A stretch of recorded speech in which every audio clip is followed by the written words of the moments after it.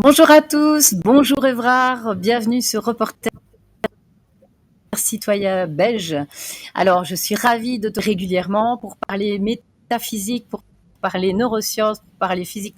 Alors, pour nos auditeurs, tout grand merci de nous suivre régulièrement. Merci et partager parce que malheureusement, nous sommes un petit peu visibilisés sur YouTube. Donc, on a besoin de votre aide. On a de votre aide pour le partage et on a besoin de votre aide également pour pouvoir avancer et financièrement également. Alors, pour nous soutenir, vous savez, IBAN. Voilà, je le mets directement. Voilà. Et alors, n'hésitez aussi à nous suivre sur les différents réseaux, Facebook et YouTube. Je remets ici. Hop là. T'as vu, je suis presque partie. Non, non, moque-toi de moi, Évrard. T'as raison. Bon, bonjour Bon, ben Évrard. voilà, Alors, on y j'ai va. pas pu en placer On est une. lancé. Bonjour Anne, bonjour à tous. Voilà. Voilà, je suis ravie de te recevoir. Comme d'habitude, on va pouvoir échanger et vraiment encore apporter des éclaircissements sur la métaphysique, ce que j'adore. Voilà. Bon, aujourd'hui, déjà, j'en profite aussi moi aussi pour faire ma petite pub, hein. J'ai trois, j'ai écrit 3 livres, hein, et puis là j'en ai 3 lots de 3, avec une première version de mon deuxième qui était le petit guide de la liberté sur la souveraineté. Le premier d'ailleurs était l'enchantement du 144, plutôt une façon d'aborder, de réfuter le matérialisme et puis de montrer que on vit dans un monde où on fait comme si c'était vrai, alors que c'est pas justifié. Et puis finalement, je proposais si on faisait comme si c'était pas vrai et puis que l'idéalisme était vrai. Donc avec le pouvoir de l'intention plutôt que le pouvoir du raisonnement, on va dire, ou des règles. Et puis le deuxième, donc plutôt sur la souveraineté, un peu comment aborder aussi, comment agir face à l'autorité. Et puis le plus gros des trois, donc c'était le sage irrationnel, où là j'ai un peu tout repris et puis j'ai posé les bases de la métaphysique idéaliste pour montrer qu'il n'y avait pas de justification à un autre point de vue et que au niveau de la dualité et de la pensée, c'était la seule bonne façon d'aborder les choses. Voilà. Puis encore avec de la réfutation du matérialisme et puis un petit peu de sujets divers. Donc voilà, je sais pas, on pourra peut-être mettre le lien sur mon site. Je propose des lots donc de 3 Évidemment, avec donc on rajoutera ça sur le site. Donc il n'y a et pas de puis il y aura un problème. petit cadeau, un marque-page et puis une dédicace illustrée. Voilà. Marque-page au pastel. Vous êtes gâtés, les auditeurs. Voilà, donc aujourd'hui, on va prendre un sujet qui va sûrement nous occuper pendant pas mal d'émissions, puisque cette fois, faut voir que dans les autres, on a surtout parlé, on va dire, de la nature du réel lui-même ou de l'illusion elle-même, des phénomènes qui se produisent dans la matière ou dans le mental. Et maintenant, on va aborder vraiment les êtres, donc la nature, notre nature fondamentale et notre essence. Euh, et puis, alors, ça fait quand même pas mal de temps là que je réfléchis sur ce sujet pour la façon de l'aborder. Donc, j'ai pris au moins une centaine de pages de notes pendant le dernier mois là pour. Il y a tellement de choses à en dire. On pourrait parler du corps, des différents corps, de l'âme, euh, des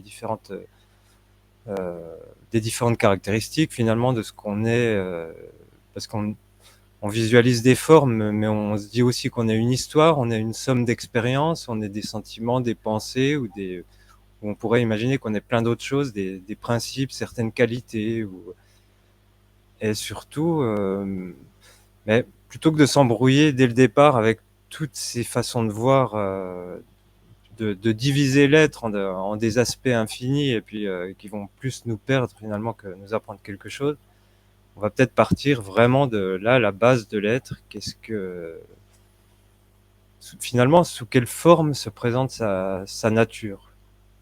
Alors, je vais essayer souvent de dire les êtres, puisque pour différencier un peu l'être par rapport à être ou ne pas être et l'être du non-être, puisque là, c'est aussi quelque chose qu'on répétera souvent pour essayer d'aborder d'une autre façon le réel, quoi. Voilà. Donc aujourd'hui, on va parler un petit peu de science au début parce que t'as partagé une vidéo l'autre jour et puis qui me faisait finalement avoir des remarques finalement pas tant sur les conclusions, mais plutôt enfin, sur la façon de voir les choses. On va voir que j'ai toujours une manière complètement différente de présenter, puisque là, il faut, euh, il faut sortir d'une façon de voir l'être comme, on va voir, comme justement comme quelque chose. Et on a du mal à sortir un petit peu de cette façon de voir. Voilà pour aujourd'hui. Donc ce sera vraiment parler de la nature de l'être, parler de la physique de quoi elle parle, de quoi parle la science, ce qu'elle trouve, et puis ce que ça nous dit sur nous, et puis sur ce que nous sommes ou ce que nous ne sommes pas. Et puis on va parler finalement de la manière opposée de voir qui se propose, et puis au final, ben, une autre façon de voir complètement différente que je vais vous proposer, quoi. Donc voilà pour aujourd'hui. J'espère que ça C'est inspire. Évrard qui nous déconstruit la réalité pour notre euh, pour une autre idée, mais c'est je crois parce que bah, on a toujours envie de baser ça sur le matérialisme inconsciemment puisqu'on est on est en 3D et alors on a envie de faire des images et tu sais bien que j'ai ce mauvais pli à chaque fois de reprendre un exemple concret pour expliquer plus ou moins Ouais. une image.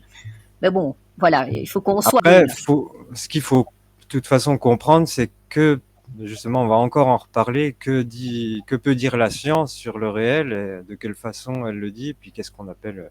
Moi, je vais pas non plus. De toute façon, l'émission, enfin, la petite vidéo que tu m'as montrée, elle est assez représentative de à peu près tout ce qu'on voit sur une sorte de nouvelle science où on nous dit, au final, on a découvert que tout ça, que la matière est une illusion. Voilà. Finalement, c'est cette découverte que c'est du vide, qu'il n'y a pas de substance. Puis au final, on va voir qu'est-ce que ça dit par rapport à quoi aussi finalement, parce que c'est quoi le contraire de ce qu'on est en train de nous proposer. Donc là, la preuve un petit peu qui est avancée dans cette vidéo, enfin comme façon de visualiser, ça parle de l'hélium superfluide qui finalement devient une sorte de matière immatérielle parce qu'elle elle est elle est super fluide au sens où la température et toutes les caractéristiques sont partagées euh, instantanément sur toute l'étendue du liquide et puis il passe à travers les récipients comme s'il voyait un niveau plus bas extérieur puis il allait le retrouver comme ça. Finalement, comme je l'avais expliqué dans une des émissions, tout, tout repose sur des concepts vides au départ. Et puis, comme j'ai dit, l'impression de solidité avec le fait qu'on passe pas à travers les objets et qu'ils aient l'air solides, c'est une règle de logique qui dit, qui est établie sur ce qu'on appelle deux états du vide. Voilà. Donc, il y a rien, il n'y a pas de substance dans tout ça, finalement.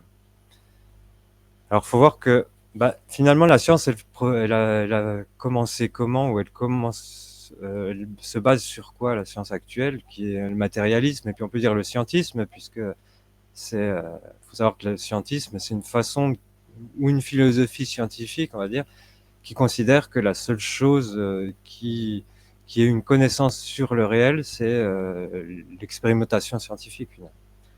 Donc c'est dire qu'en fait tout ce qu'on sait du réel, c'est les faits eux-mêmes, les phénomènes, quoi. Et, Mhm. et puis c'est pas quand on étend tout ça, c'est ce qui se produit. On se retrouve avec une société nous-mêmes qui est entièrement scientiste et sur laquelle toutes les décisions sont basées sur des genres de faits scientifiques ou présentés comme tels, par exemple telle efficacité d'un tel médicament ou tel modèle de réalité d'une chose qui a une cause et puis d'une autre qui a un effet, voilà tout ça. Donc on en vient avec une sorte de société ou de pensée qui se base sur le déroulement des phénomènes, les observations et qui dit il y a que ça qui existe, quoi. Donc par exemple on parle pas de l'intention ou de l'état d'esprit lui-même ou qu'est-ce que ça crée par exemple par rapport à si on parle de médecine, est-ce qu'on ne doit pas introduire aussi l'effet de l'esprit Mhm. lui-même en tant que paramètre, quoi. Même si on peut. Le problème de la science, c'est qu'elle peut pas quantifier ça, par exemple, puisqu'elle peut pas parler d'une quantité d'intention ou de. En plus, puis ça va être parfaitement subjectif. Donc, de toute façon, on peut pas dire quel est l'état d'esprit d'un autre être, s'il est réellement de bonne humeur ou s'il apparaît de bonne humeur, s'il fait semblant d'être de bonne humeur. Ça, personne ne peut le savoir comme ça, quoi. Donc la physique, elle repose sur l'hypothèse que l'univers existe, a une existence réelle, objective, et puis que les choses qu'il contient aussi. Donc ça, c'est une hypothèse. Donc c'est la croyance sur laquelle il se base pour poser, on va dire, sa méthodologie. Et puis l'hypothèse matérialiste, on va dire, c'est de dire que la substance des choses ou de l'univers est réelle. Mhm. Donc c'est quelque chose, quoi, qui existe en soi, qui, on va dire, a une existence propre hors de l'esprit. Et puis ben, de cette vision découle aussi le regard, chercher l'être ou les êtres et la conscience dans les phénomènes de cette substance considérée comme réelle, dans cet univers de choses considérées lui-même comme existant. Donc ça, c'est toutes ces propositions, c'est des croyances qui se basent sur l'idée, enfin uniquement des concepts dualistes. Et donc il faut aussi envisager on va dire les autres visions, les visions contraires, et puis faire la part des choses. Finalement, la science, si elle se borne à confirmer ses hypothèses par ses hypothèses, finalement, c'est simplement de la phénoménologie, et puis qui dit, les phénomènes sont comme ça, je peux les décrire comme ça, et puis voilà ce qui se passe. Donc on peut pas chercher de sens ou de métaphysique là-dedans, dans l'étude des phénomènes. Les hypothèses inverses, finalement, c'est de dire que l'univers, c'est un objet mental, c'est une illusion qui est produite par les processus de l'esprit. Et puis qu'il y a, de ce fait, vu que c'est une illusion mentale, il n'y a pas de substance réelle de ces objets, comme dans un rêve, quoi. Dans un rêve, tu te demandes pas en quelle substance est fabriqué le mur que tu vois, et tu te demandes pas non plus d'ailleurs qui a fabriqué le mur qui est dans la pièce où tu te trouves, ou qui a posé la peinture, à qui a fabriqué la peinture. Parce que finalement, ces questions, elles sont pas pertinentes. Donc ni la substance, ni finalement le concept de créateur de la substance n'a de sens. Donc c'est pour ça que d'ailleurs, on cherche pas de divin au sens de créateur là-dedans, puisque ce serait comme chercher le fabricant de la peinture du mur qui est dans notre rêve. Mhm. Ça n'a pas de sens à ce niveau-là, quoi. Si on veut chercher un créateur, il faudra pas le chercher dans le mental, il aura fallu déjà dépasser la dualité et voir de l'autre côté, on va dire, de l'esprit. C'est-à-dire, le créateur ne peut avoir créé finalement que ce qui crée tout et la vacuité, et puis qui dépasse finalement qui dépasse aussi les aspects transcendants et immanents. Bon, ça, on y reviendra. C'est déjà un petit peu plus compliqué. Finalement, l'hypothèse qui vient ensuite, c'est que si l'univers est un processus de l'esprit, un objet mental, et puis que la substance est irréelle, évidemment, et la substance et donc tous les phénomènes qui sont faits de cette substance, l'être lui-même, le témoin, il peut pas se trouver là-dedans, puisque sinon ça revient à dire qu'il est simplement l'image de phénomènes vides, donc ça n'a pas beaucoup de sens et pourtant c'est l'hypothèse qu'on fait, on va dire, dans le matérialisme. Donc voilà, donc la science, il faut savoir que on dit qu'elle a découvert quelque chose, par exemple que le vide, que la matière c'est du vide ou que c'est une illusion, mais finalement elle a jamais envisagé, de démontrer l'hypothèse inverse, de dire qu'est-ce que ça veut dire la matière est non vide, c'est-à-dire une existence en soi, une existence par nature, quelles sont ses causes, est-ce que ces causes elles-mêmes sont réelles, est-ce qu'on peut envisager l'être ou l'existant qui sort de quelque chose qui est le non-être, le non-existant. Alors, il faut savoir d'ailleurs que la science, la physique actuelle, les deux théories fondamentales, elles reposent uniquement sur des concepts de vide. Donc la mécanique quantique qui décrit les choses comme des matrices et qui sont des états virtuels du vide, qu'on va appeler particules au sens général, mais où il n'y a pas de sens de une ou plusieurs là-dedans, tant que c'est pas caractérisé par une certaine observation particulière. Et puis l'autre théorie, c'est la relativité, et puis là, elle décrit l'espace vide comme par des caractéristiques de courbure, quoi. Donc finalement, ces deux théories qui parlent du vide, il y en a une des états du vide, et puis l'autre une courbure du vide. Et puis tout ça, il y a une équivalence aussi entre, déjà dès le départ, parce qu'on dit que si l'énergie est déjà irréelle et virtuelle, il y a une équivalence entre la matière et l'énergie avec la formule E égale mc au carré. Donc ces trois idées, elles fondent déjà toute la science, la physique des particules, la physique expérimentale quantique depuis le début, quoi. Donc là, par exemple, je voulais montrer une image. Je ne sais plus comment on partage. Ouais, ben, elle est partagée, logiquement. C'est moi qui dois la mettre. Ah oui, voilà. Donc là, j'ai mis une petite séquence avec 1, 2, 3, où c'est ce qu'on fait en physique des particules quand on est, que ce soit au CERN ou des accélérateurs plus petits qu'on appelle des collisionneurs. Et on envoie, comme le petit cadre à gauche, dessin numéro 1, deux particules ou deux objets quantiques l'un sur l'autre à grande vitesse. Ensuite, dans la case du milieu, ce qui se produit, c'est que toute la masse et l'énergie cinétique de ces deux objets, considérés comme des objets, devient du vide, de l'énergie du vide. Et puis ensuite, cette énergie, elle se matérialise sous la forme d'un grand nombre de particules, ou en tout cas, soit des particules plus lourdes, soit certaines qui ont pas de masse, donc comme les photons, donc qui sont pure énergie. Donc voilà, on a dans n'importe quelle collision de particules qu'on essaie soit de créer des nouvelles particules, soit en étudier quel taux de celles qu'on connaît se produisent à différentes énergies, c'est ce qui se produit, quoi. Donc on change l'une en l'autre, c'est-à-dire que on peut pas imaginer que si les premières sont des électrons ou qu'il existe réellement une substance d'électrons qui est différente de celle qu'on va retrouver au milieu de l'énergie du vide, et puis qui serait différente de celle des particules qui vont émerger, qui vont être produites dans cette collision, qui serait celle des photons, donc des champs électromagnétiques, ou alors des protons qui seraient constitués de plusieurs quarks. Voilà. Donc ça veut dire que c'est de la même nature. Voilà, donc on fait finalement dans ces collisions, quand on crée des particules ou quand c'est l'idée, hein, donc on les crée pour changer de nature, finalement, ce qu'on avait au départ. Et puis, par exemple, les dernières expériences qui étaient importantes au CERN en 2002, c'était pour produire à partir de cette énergie des nouvelles particules qui sont les bosons de Higgs. Mm-hmm. Et, donc voilà, aucune particule n'a de nature. Donc après, il y a certains principes de conservation, comme l'énergie en général, qui va être justement définie comme étant ce qui se conserve. C'est ce qui permet de faire le lien justement entre les choses. Il y a des propriétés qui vont se conserver aussi par rapport justement aux directions ou à la charge. Si au départ on prend deux charges électriques qui sont des propriétés déjà macroscopiques, on va dire, du vide, celle-là, il faudra qu'elle reste constante aussi. Donc on ne crée pas de charges supplémentaires, elles vont toujours se compenser.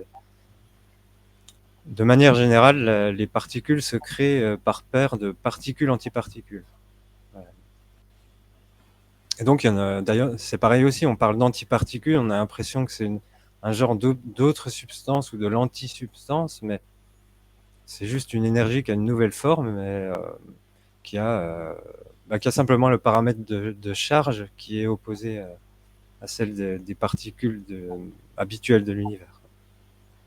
Ouais, donc rien n'a d'essence véritable qui est autre que le vide. Donc on peut dire que ça a des natures différentes dans le sens où ça se présente différemment, comme différents aspects du vide, que ce soit l'énergie ou une courbure ou une charge, ou différentes formes d'énergie, que ce soit cinétique ou de masse.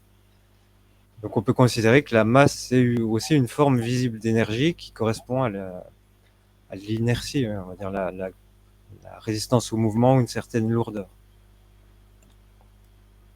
Voilà. Donc attends, pour essayer de bien faire comprendre aux auditeurs, donc s'il y a une masse, ça bouge moins vite, c'est ça?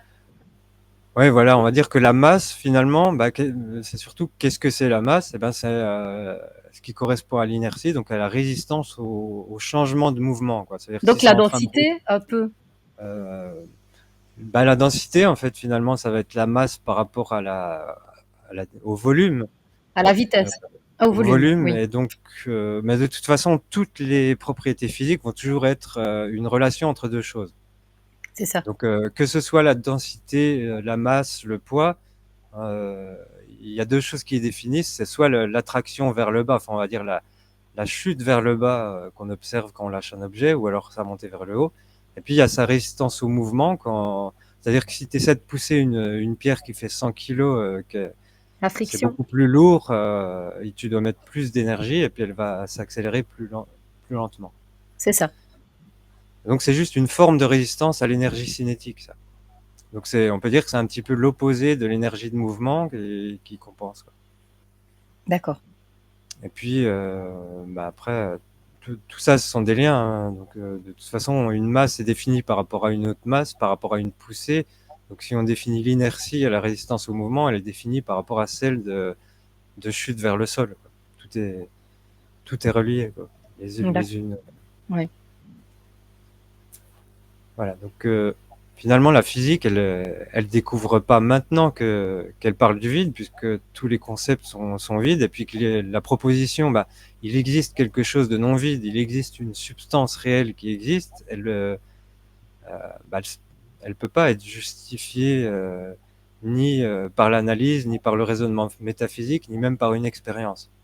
En fait, ça a même pas de sens d'imaginer ça. Donc, nous, on repose sur une sorte de conscience dualiste qui nous fait imaginer qu'il y a des choses qui existent et d'autres qui sont non existantes. Alors que finalement, c'est deux concepts qui englobent pas le réel. C'est les mêmes concepts que de se demander si, comme je disais tout à l'heure, soit le mur de notre rêve existe en soi, ou est-ce qu'il a une production, un créateur, ou des conditions d'émergence. Voilà, donc c'est une autre façon de voir qui se base pas, on va dire, la substance n'est pas ce qui base l'univers, Mhm. puisque la substance est irréelle. Donc déjà, le matérialisme est de toute façon réfuté, puisqu'il a même pas de proposition au départ. Et puis on rappelle cette petite phrase de Bouddha il y a 2500 ans, finalement, c'est tout est esprit, l'esprit est vide. Puis là, on a l'impression que justement, on a perdu beaucoup, puisqu'on est en train de dire tout est vide, et qu'on perd tout ce qu'il y a entre les deux, c'est-à-dire l'esprit, qu'est-ce qu'il est, de quoi on parle. Alors, et je pourrais revenir par exemple sur la phrase qui dit au début était le verbe. Donc, ça veut dire que je veux dire, à partir du moment où on a une idée de quelque chose, elle peut se matérialiser. Matérialiser, ça veut avoir une image, mais ça reste une illusion. C'est une vibration en fait. Tu passes pas du verbe à une matière. Je veux dire, c'est la preuve que ça reste une onde. Le verbe étant une onde et qui se Alors, matérialise, ça veut dire que ça se densifie, mais c'est toujours du vide. C'est toujours une on peut, onde. on peut enlever le dessin, je pense. On peut Oui. mettre notre tête. Alors, oui, comme tu verras, le problème, c'est que ça, c'est la vision un petit peu de remplacer par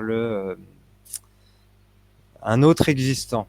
L'onde, c'est déjà, on va dire, une forme de manifestation. C'est un peu comme si, comme je disais, si tu remplaces le poids ou l'inertie par la densité, finalement, tu rajoutes juste un aspect Oui, qui mais est c'est un mouvement, là, constant. l'onde. L'onde, Euh, le- c'est le Disons mouvement que ça te ondulal. rajoute, oui, mais c'est la même chose que de passer de c'est un aspect dual de l'onde. Ça parle de ce qui n'est pas localisé. C'est-à-dire c'est le mouvement par rapport à la particule qui est localisée et représente l'absence de mouvement. C'est Donc en ça. fait, l'onde, c'est l'aspect dual de la particule. C'est-à-dire soit c'est localisé, soit c'est non localisé, soit ça bouge dans le temps, soit ça bouge pas dans le temps. Et finalement, c'est juste un aspect immobilité, Et mouvement. mouvement.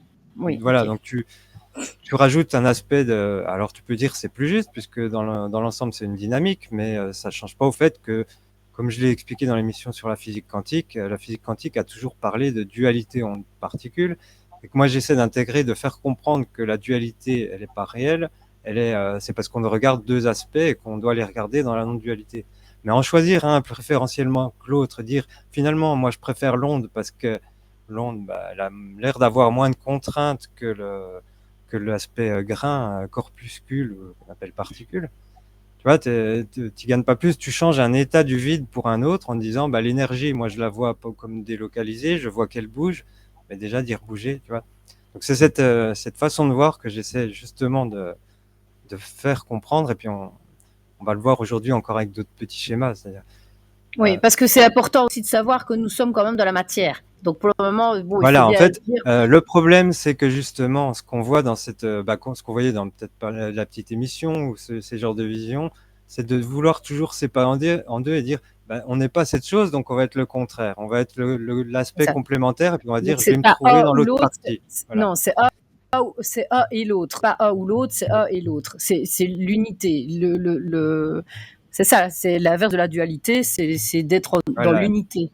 Et il faudra justement, et il faut même dépasser ce un et l'autre, puisque déjà c'est incompatible, et puis en fait, L'ensemble. Tu préfères l'ensemble?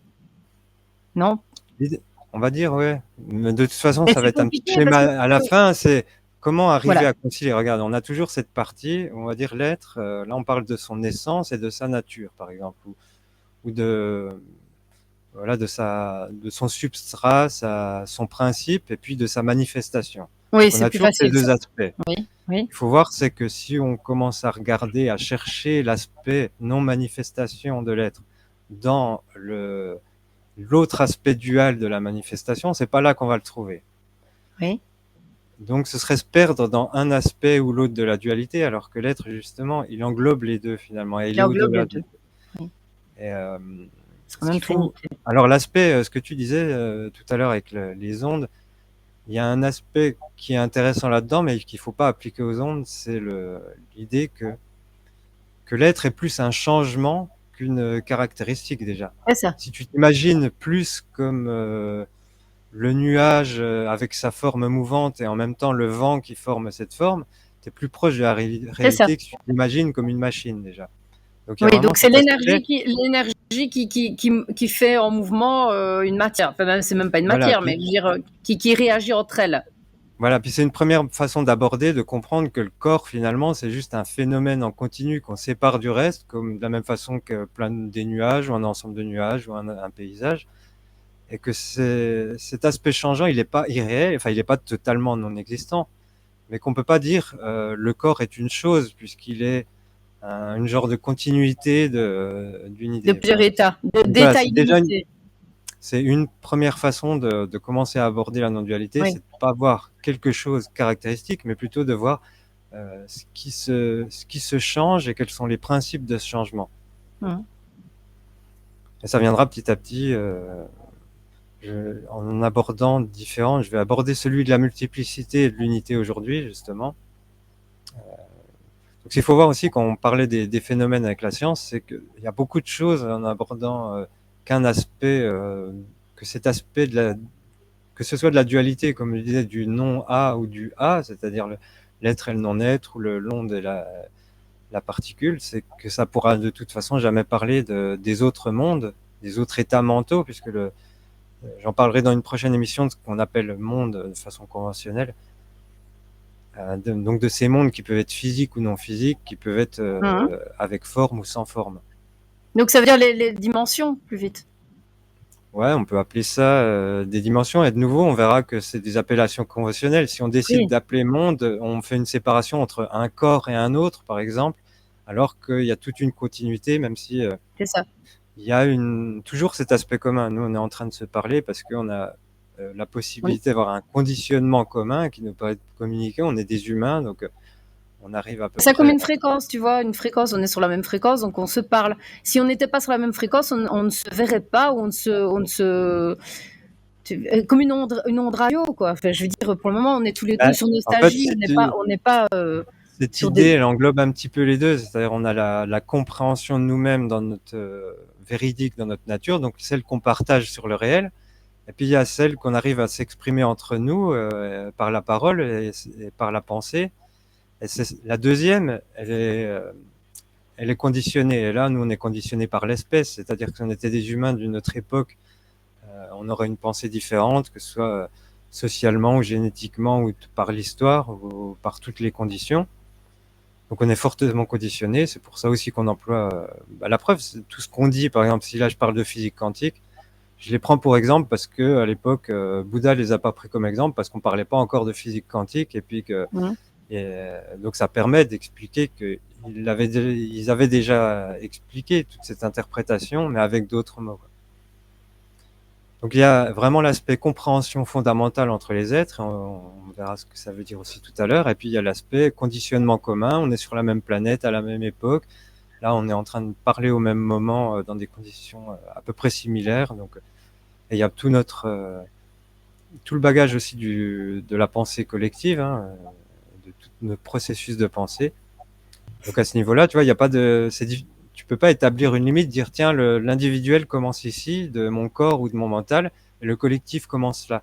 Parce que déjà, Mhm. même ça va être changeant d'un moment à l'autre. Déjà, si tu Mhm. vas être plus consciente à un moment donné ou pas, bah, tu vas plutôt partir sur ton côté spirituel qui est moins conditionné, alors que si tu es sous le coup de l'énervement et pris par le mental, là, tu te repars sur des comportements conditionnés. Qui sont tous les deux obligés, enfin, qui sont tous les deux en association, et c'est l'équilibre peut-être de part entière. C'est cet équilibre entre la notion spiritualité et la notion matérialité. Parce que nous, on vit quand même ici dans la matérialité, donc on est obligé de garder ce principe-là, il nous limite dans nos mouvements pour l'instant, puisque c'est un conditionnement. Il nous limite, on est un peu limité à cause de ça. On est obligé de se nourrir, on est obligé de boire, alors qu'en fait, on a peut-être la possibilité de rien faire du tout et juste d'exister. C'est parce que nous, on tient à notre matériel, à notre corps matériel, mais je veux dire, au départ, il est même pas essentiel, c'est juste un véhicule, quoi.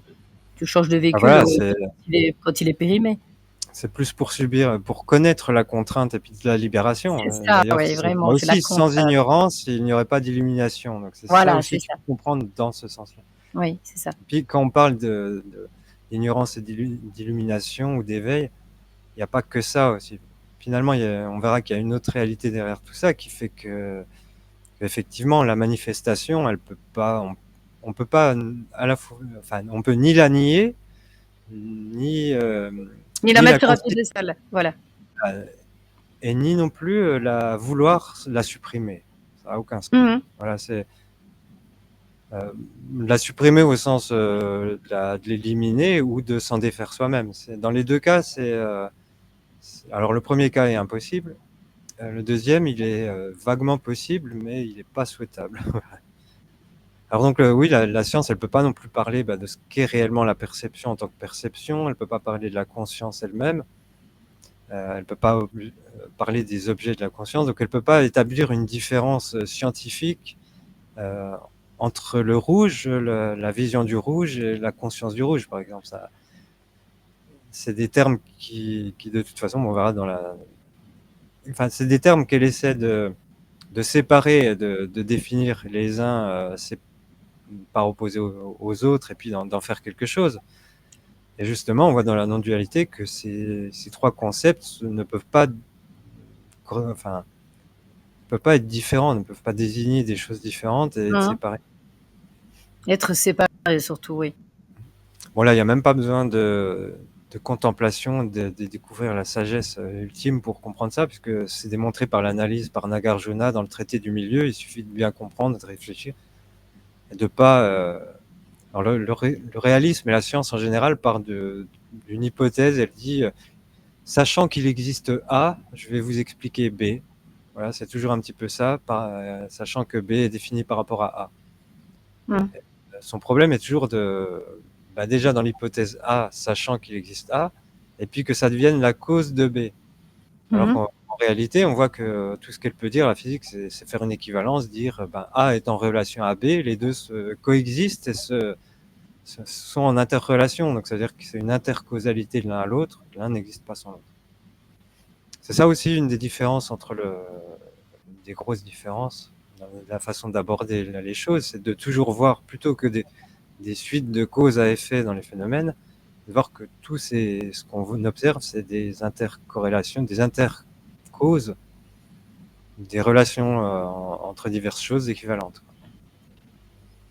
Euh, Bon, la science, elle peut pas parler non plus des phénomènes de l'esprit, hein, de ce qu'on va appeler tout ce qui est pratiqué en méditation, l'attention, la concentration ou focalisation, et puis ni des aspects de la volonté ou de l'intention. Ça peut pas être des paramètres, ni même des observables physiques scientifiques. Bah, Alors, oui, mais on voit quand même qu'il y a des parties du cerveau qui travaillent quand on est en θ, alpha, etc. Donc, je veux dire, c'est quand même mais un là, peu tu es juste en observable. train de dire que ça prend une certaine manifestation. Voilà, Donc, mais c'est comme le vent, si le vent, si l'œil physique voit de la lumière et que tu vois, en fait, c'est l'œil, le cerveau et l'activation, l'œil et la lumière qui sont des reconstructions de l'esprit c'est par ça. ces interprétations. Mais oui, voilà. Donc, C'est ça qui est magique, c'est que en fait, mon cerveau ne t'a jamais vu. C'est juste mon œil qui t'a vu, et l'interprétation de mon œil va se mettre au niveau du cerveau qui va te dire, tiens, frère, il a les cheveux bruns, il a les yeux clairs. C'est ça, en fait, qui est magique. est-ce Le que tu cerveau vois n'a jamais ton cerveau, est-ce qu'il s'active, notre cerveau, en ce moment? On va savoir. Hein. Oh, du merde, moi, il bouillonne. À chaque fois après une émission que j'ai fait avec toi, je dis toujours que je suis en extase au niveau de cérébral, hein, parce que on part dans tous les sens. Donc c'est ça qui est magique d'ailleurs. Je veux dire, on se pose des tas de questions finalement qui ont un sens ou pas, mais c'est intéressant de pouvoir l'aborder. Finalement, ça nous remet juste notre juste place, c'est-à-dire que nous ne sommes pas que des êtres physiques comme on a envie de nous le faire croire. Ouais. Et puis, bon, il y aura beaucoup de points qu'on va aborder aussi sur deux aspects qui se complètent, parce qu'il faut le voir aussi, soit en tant que ce qu'on va appeler les êtres ordinaires ou les êtres qui sont à partie éveillée ou les êtres d'éveil, Mhm. et les êtres éveillés. Donc, c'est pas la même chose déjà. Donc, on C'est parle ça. bien de deux choses vraiment différentes quand on parle d'un corps conditionné et d'un corps de manifestation. Ça, je vais pas l'aborder aujourd'hui. On en parlera, je pense, la prochaine fois. Mhm. Euh, Alors aussi, ce qu'il faut voir, c'est que là, dans les phénomènes, vu que c'est des phénomènes illusoires du vide et que c'est que des intercorrélations, donc il n'y a pas de causalité réelle là-dedans. C'est comme si on regardait des reflets qui se tapent les uns sur les autres dans un miroir. Ils agissent pas les uns sur les autres. Ils sont juste images de quelque chose. D'ailleurs, c'est la même chose pour l'activation de ton cerveau. Quoi. Elle produit rien.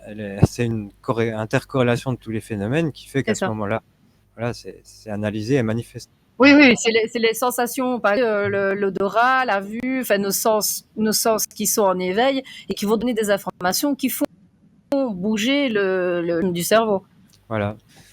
Et puis ça Oui, centralise tout ça pour que finalement ça fasse une information au mental qui est la palpable. réception de tous ces signaux, et lui il les change en objets du mental, donc il change la sensation et la vue de la chose en un objet qui est devant nous, et il l'établit comme existant en se disant tiens il est un peu séparé du reste, il a une autre substance, ou il a une identité.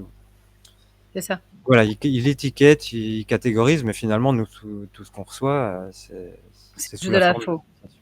l'information.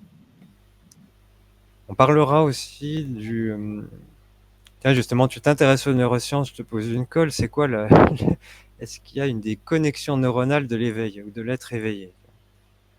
Est-ce qu'il y a une Ben, connexion, est-ce qu'il y a une certaine connexion neuronale de l'activité en samadhi? mais Je sais moi, pas. en fait, je me vois plus comme un récepteur-émetteur, et que si notre récepteur-émetteur est bien nettoyé, bien efficace, bien, la glande pinale permet de nous connecter à l'information éthérique. Donc, je veux dire, c'est pas vraiment. Je veux dire, c'est plutôt que nous soyons dans un état de réception correct ou émetteur correct. Tu vois, je veux dire, c'est plutôt ça. Alors, dire que c'est une connexion neuronale, oui, peut-être que ça favorise après une connexion neuronale. À force d'utiliser peut-être que ça crée un chemin, un pont. Je sais pas. Tu sais, je reprends évidemment, ça revient toujours au matérialiste, parce que je vais te redonner encore un exemple. Première fois que tu sens une odeur de parfum, comme je dis, ton cerveau ne la connaît pas. Qu'est-ce qu'elle fait? Il va dire, ah, ça sent très fort. La deuxième fois que tu sens l'odeur de parfum, ben, tu as déjà fait le premier chemin, c'est-à-dire que ton cerveau a déjà reconnu une information et il va la prendre beaucoup plus rapidement.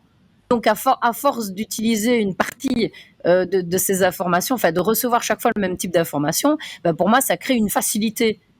Mais bon, c'est Mais peut-être. alors là, là, c'est une façon d'aborder l'apprentissage et le rappel de façon mentale. Et, ou physique et mental. Finalement, tu travailles ça comme si c'était un sport Ouais. Moi, je... Ça, c'est une perception. Mais je veux dire, j'imagine que à force d'avoir l'habitude de certaines informations, ben, ton cerveau se met à avoir plus facile de les percevoir. En fait, ce que j'essaie de faire comprendre, c'est qu'il faut vraiment inverser, c'est pas avoir l'impression que tu es en train de chercher une efficacité du cerveau par son activité. Tu es en train de chercher une efficacité de l'esprit pour ne pas être obstrué par le Oh, mental. oui, d'accord. D'accord, Voilà, ok. si tu... D'accord, le frais. C'est Alors enlever le frais après, plus vite effectivement, de trouver la chimie. voilà, si tu as des zones qui t'empêchent, par exemple, de percevoir, qui sont trop actives, C'est ça. d'ailleurs, si D'accord. tu te mets en méditation, tu vas bien voir que Très peu de. Oui, oui, ça oui. va pas, l'activité va diminuer, elle va pas C'est ça. augmenter, Tout à fait. Oui, elle oui, va tout aller à fait. se supprimer. Donc toute activité physique du cerveau, donc qui correspond à une partie de la manifestation de l'activité mentale, elle disparaît. Mais est-ce que ça ne crée quand Donc même pas finalement, dans ce que une tu disais, c'est connexion que neuronale? Parce que tu vois, si même ton cerveau est en mode plus lent, est-ce que ça ne crée quand même pas une connexion neuronale? Parce que je veux dire, tu peux dessiner au cutter très rapidement, oui, non, ou mais tu peux dessiner. ce que tu veux dire, c'est une connexion neuronale à quoi? Si ton neurone se connecte à quoi? À ton esprit. En fait, c'est ton esprit qui, lui, tout est connecté à lui, tout est dedans, tout est un phénomène de l'esprit. Tu essaies en fait Donc, il va se connecter t'essaies au de corps. supprimer des habitudes mentales qui sont des filtres dualistes, qui sont d'étiquetage et de fonctionnement. C'est-à-dire que dès que la pensée prend le contrôle, finalement, tu te retrouves Une avec limitation. et cette ignorance, quoi. Mais J'aime bien cette idée. Mais c'est ça qui est intéressant dans nos conversations, je trouve. C'est l'idée justement de se remettre en question. parce il faut vraiment, on va dire, sortir de cette idée qu'on cherche l'être et son efficacité, ou que je cherche encore Non, non. dans ce monde. Finalement, tout ce que tu vas observer dans ce monde, c'est ce que ça produit, ce que ça manifeste. Donc effectivement, tu as un corps ici, tu as une activité neuronale de la même façon que tu as une activité des jambes quand tu marches. C'est pas parce que tu as un esprit que tu marches sans les jambes avec ton corps physique, mais sauf des conditionnements, sauf certains le peuvent, mais là, encore une fois, c'est pas une connexion neuronale qui fait ça. Oui, oui, Puisque c'est l'inverse. d'ailleurs, c'est On l'inverse, est dans un. puisque Oui, c'est l'inverse. l'esprit arrêterait même les connexions neuronales, ferait apparaître Il, il serait toujours Mais là. par contre, oui, ce qui est important, c'est vraiment dans la façon de le travailler. Et oui, il faut briser des connexions et des schémas mentaux, des habitudes, parce que c'est ça le réel problème, hein. C'est ça. Le nettoyage vide pour remplir, essayer d'activer. Mais c'est ça, oui, mais il y a ce que tu dis. Et donc, même cette notion-là, dans ces émissions, de dire la science a prouvé que, en fait, la science, elle partait d'une hypothèse qu'elle réfute elle-même, et puis après, on dit elle a prouvé que. Donc, elle réfute sa propre hypothèse que le vide existe, qu'il y a quelque chose en dehors de l'esprit, pour finalement dire, mais non, mais regardez, tout ça, c'est du vide, donc regardez dans ce qui est invisible, et puis on va encore y passer un temps infini à chercher dans l'invisible pour chercher l'être, puisque de toute façon, l'être est ce qui regarde. Mhm. Donc la science, elle parlera pas c'est pareil, on parle d'état de samadhi, mais tu verras jamais dans l'activité du cerveau la différence entre tous les samadhis qui sont en nombre.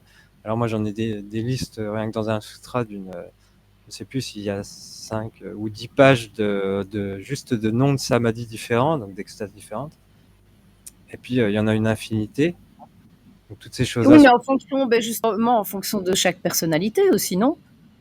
Tu parles d'extase, mais l'extase, il y en a qui le vivent dans telle ou telle chose, d'autres dans telle ou telle chose, non? Enfin, je veux dire, l'extase, il vient. Le samadhi, en fait, c'est un état d'esprit, c'est-à-dire à quel niveau ton esprit il est. Le samadhi, c'est un état déconditionné. C'est-à-dire que justement, ton corps, ton, ton esprit n'est pas soumis aux conditions du Au corps. conditionnement, oui. Bon, après, jusqu'à un certain point, tant qu'on n'est pas éveillé complet, il y a toujours on va dire ce qui revient, les habitudes et les traces mentales ou émotionnelles qui sont là. Mais je sais plus, c'était quoi la question sur le... Mais Mais non, mais l'histoire tu me parlais de justement déconnexion. à ça avec les histoires d'éveillés. C'est qu'est-ce que c'est qu'un samadhi? Est-ce que tu en inventes un ou est-ce que tu vis un samadhi qui est une activité éveillée commune? Tu vas essayer de séparer quelque chose, mais ça n'a rien à voir avec la personnalité, puisque la personnalité, c'est justement un conditionnement du corps qui fait qu'on n'a pas accès à cet état non conditionné. Dire que c'est finalement, tu te délies tu te libères de la personnalité C'est pour ça. être en état de samadhi.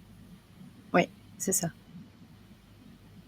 Euh, Donc, Après, oui, nous ne sommes pas nos pensées, nous ne sommes pas. On est au-delà de ça.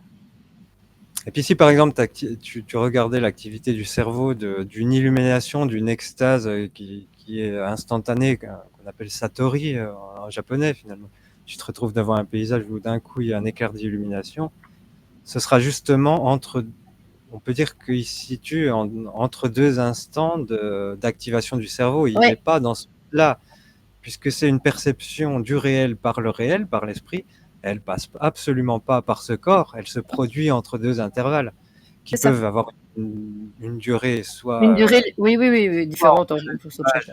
pour si c'est instantané, soit si c'est une extase qui perdure pendant des semaines ou des mois, ou chez un sage pendant des années.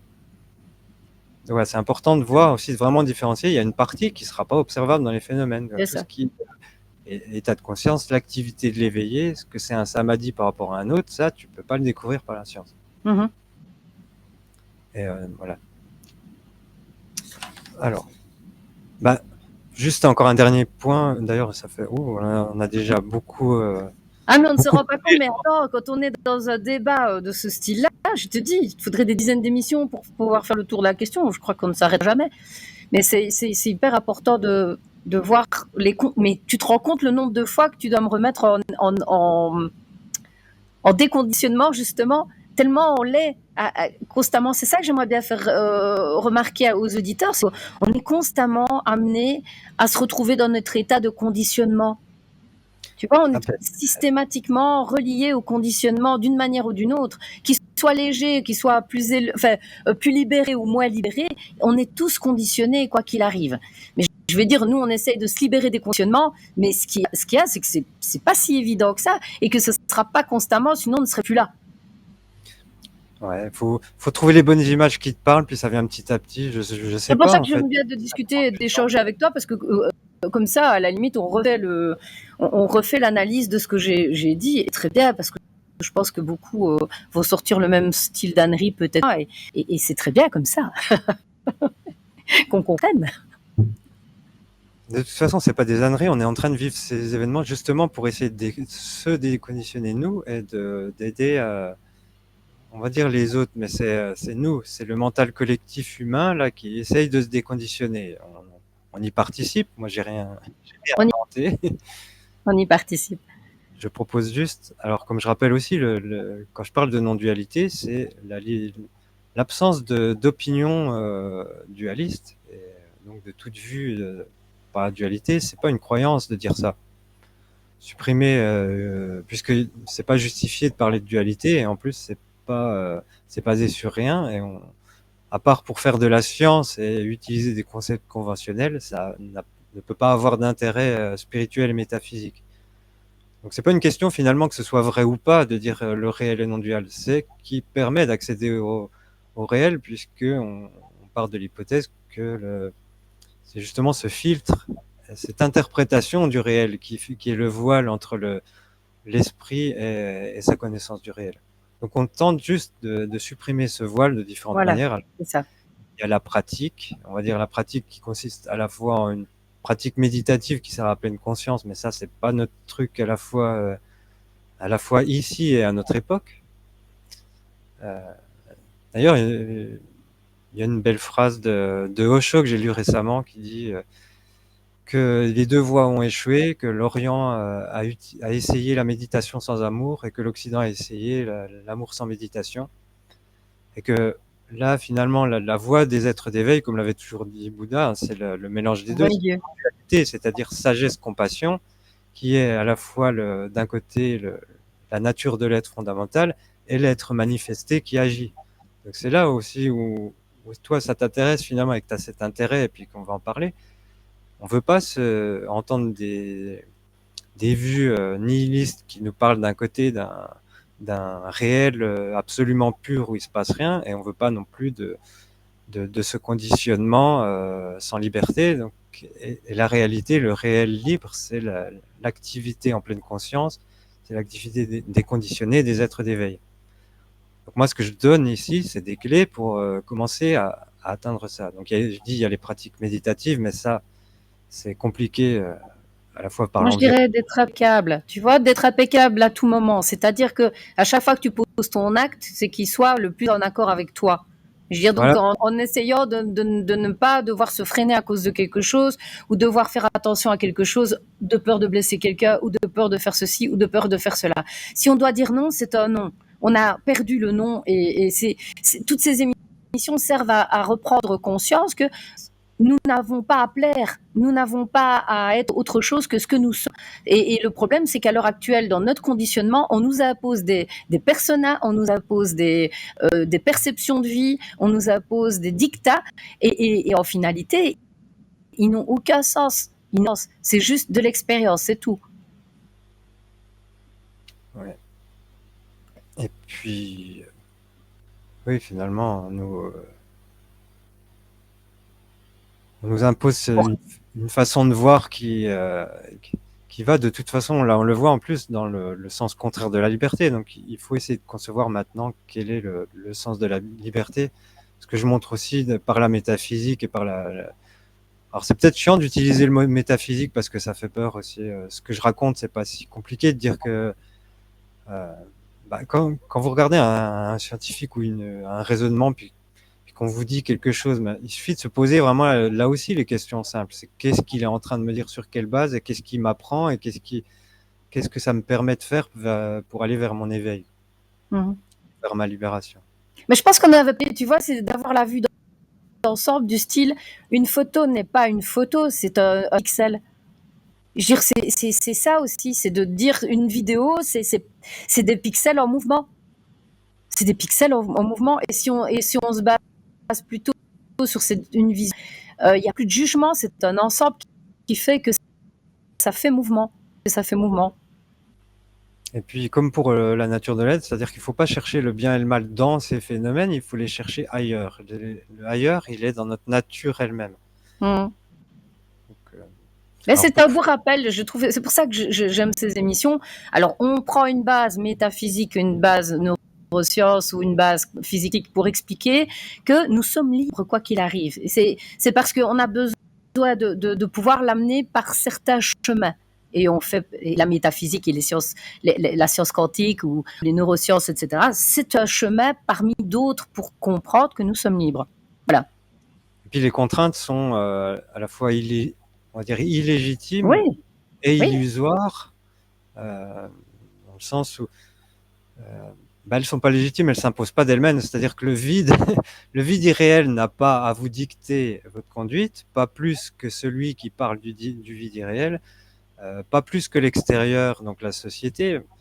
Et il va bien falloir faire la différence entre justement ce qui est la chose commune dans l'être et ce qui va dans le bon sens pour tous, et non pas ce qui s'impose comme venant de l'extérieur par décret ou par l'histoire. Donc c'est une partie de donner la souveraineté à chacun par l'être, tout simplement, en étant, hein, en être, je suis. Qui est pour moi l'indispensable. Mais bon, c'est un travail de tous les jours parce qu'effectivement, même nous qui essayons d'aboutir à ce genre de cheminement, c'est compliqué parce qu'on est toujours ramené à ce conditionnement. On reçoit un courrier, on est ramené au conditionnement de la 3D, on s'engueule avec un ami, on est ramené au conditionnement de la 3D, alors qu'en soi, c'est juste des sons, des mouvements, c'est rien d'autre que ça, quoi. En plus, actuellement, tu le vis justement comme pour reprendre le contrôle sur son conditionnement. Donc, par exemple, tu reçois une lettre du tribunal qui te je ne l'ouvre plus. Tu sais d'avance aussi que ton corps, ton mental va avoir une réaction. Voilà, c'est ça. Alors là, c'est là où il faut se dédoubler et être attentif. Et puis, il y a le témoin qui est le côté immuable et qui observe froidement.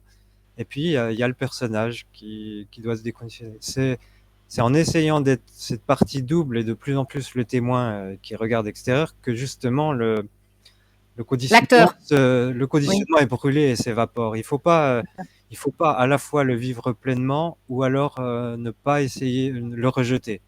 Il faut vraiment l'accepter, oui, en être pleinement conscient, le prendre, et puis la fois d'après, tu verras que ça te fera moins réagir. c'est ça. Tout ce que tu Ah, rejettes, ça prime, je veux dire, tant que tu ne le transcendes pas, tant que tu ne le traverses pas, je pense que ça, c'est à toi aussi de pouvoir ah oui, ça. accepter. D'ailleurs, ça, c'est aussi une chose importante qui est plus difficile à faire comprendre. C'est que, comme je disais, il n'y a pas de causalité dans les phénomènes. Par contre, il y a cette causalité dans les habitudes mentales et les poursuites d'action. Ce qui fait que finalement, c'est plutôt l'attitude que tu vas avoir par rapport à une situation qui va la faire Perdurer, perdurer, recommencer ou s'arrêter. oui, Voilà. Donc, voilà. c'est pas tellement la peine d'essayer de. C'est pas tant dans les De la actions elles-mêmes. contrer, non, c'est ça, il n'y a pas besoin de la contrer, là, il faut accompagner ce cheminement qui doit, comme c'est comme un petit coup de vent qui va passer à travers l'oreille et qui sortira par l'autre. Enfin, c'est comme ça. Maintenant, je te dis pas que c'est simple, c'est que nous vivons dans des contraintes physiques et dans des contraintes sociétales qui sont limitées. Et si nous comprenons que ces contraintes sociales ne sont pas limitées puisque on a par la métaphysique, eh bien, et ça nous permet d'avoir du recul et beaucoup plus de hauteur. Alors, je vais aborder juste un petit thème. Ce week-end, je suis passée, donc je suis média, donc il y avait un rassemblement média, et je devais avoir la parole. Bon, finalement, je n'ai pas eu la parole. Pourquoi? Parce que ce que je vais raconter, que tout est juste, que je ne me tracasse plus pour ce qui est géopolitique, que j'ai envie d'amener les gens à reprendre leur souveraineté, leur autonomie, parce que ce sont des êtres au-delà de tout ça, je veux dire, c'est pas encore entendable. Donc, je vais dire, par le terrain, je sème des graines. J'ai eu l'occasion de toucher une ou l'autre personne, tu vois, en privé. Mais d'une manière globale, ce que nous allons raconter, on va pas faire d'énormes likes et on s'en fout. On va peut-être pas faire beaucoup de vues, mais on s'en fout parce que c'est un algorithme qui permet à ceux qui s'éveillent de pouvoir trouver une vidéo qui va peut-être leur parler. Donc, si c'est même pas, ça va rester en stand-by, mais c'est quand même diffusé. Tu vois, c'est lancé dans la matière, c'est diffusé. Et moi, c'est ça qui m'intéresse, c'est d'apporter autre chose, quelque chose qu'on n'a pas encore entendu. Cette autre probabilité, cette autre possibilité qu'on n'a pas envie. Fait qu'il y en a certains qui calent, qui n'ont pas envie de voir. Ouais, et puis, bah justement, je me posais toujours cette question en me disant, mais de quoi je vais parler? Parce que je sais que Il y a suivant le sujet que je vais toujours. aborder et suivant ce que je vais dire, finalement, il y en a qui vont se retrouver dessus ou pas. Oui, Là, j'ai dit depuis le début de ces émissions, je l'ai fait principalement comment dire? Je m'adresse principalement aux êtres d'éveil, c'est-à-dire ceux qui ont déjà compris cette, on va dire, une connaissance intime de la compassion entre les êtres, c'est-à-dire qu'ils ne vont pas faire souffrir un autre être, c'est déjà parce qu'ils ancré. savent qu'on est tous ensemble, parce qu'ils savent que nous sommes qu'un. À partir du moment où tu comprends justement le mécanisme que tu es en train d'essayer d'expliquer, hein, je veux dire que tout est un, qu'il n'y a pas de séparation, il n'y a rien, eh bien, les gens vont pouvoir comprendre qu'ils n'ont pas à faire du mal à autrui, que autrui n'est pas pour eux, qu'autrui fait partie d'eux, que ce n'est juste qu'un réflecteur d'une partie d'eux finalement, qu'à chaque fois que tu rencontres quelqu'un, il y a une partie de cette personne qui se reflète, enfin une partie de ton reflet intérieur qui se reflète face à toi. Donc il y a toujours une interaction qui est intéressante face à n'importe quelle situation ou n'importe quelle personne qu'on a face à nous. Donc ça devient vraiment, on est dans la compassion complète et on est dans l'amour inconditionnel. C'est que tu es moi. À partir du moment où je discute avec toi, tu es moi. Mais c'est ça, on est juste deux en train de vivre un conditionnement qui nous mène à ce phénomène actuel, cet événement où on est en train de se parler. L'interaction. Et puis, on est, on n'a pas eu finalement grande liberté en réalité là-dedans dans ces événements. On Ah pourrait mais se ça, dire choisi j'en suis. d'annuler, Oui, mais on est. même l'envie de le faire, même les contraintes ou la non-envie, tout ça c'est conditionné. Bah, Donc, aujourd'hui, moi qui pensais le libre arbitre, hein, tu te rappelles que je te disais on a le libre arbitre. Bah, plus j'avance et puis je me dis que ce libre arbitre a peut-être été à un moment donné un peu large, mais qu'on est tellement dans un système d'entonnoir puisque c'est cyclique et qu'on est en permettrait de changer de nouveau de cycle, on n'a plus ce libre arbitre du tout et qu'on est tributaire quand même de toute manière d'un grand tout, d'une énergie supérieure dont on fait partie. Et donc la cellule qui va se détacher après 28 jours du corps humain, c'est tout à fait cyclique.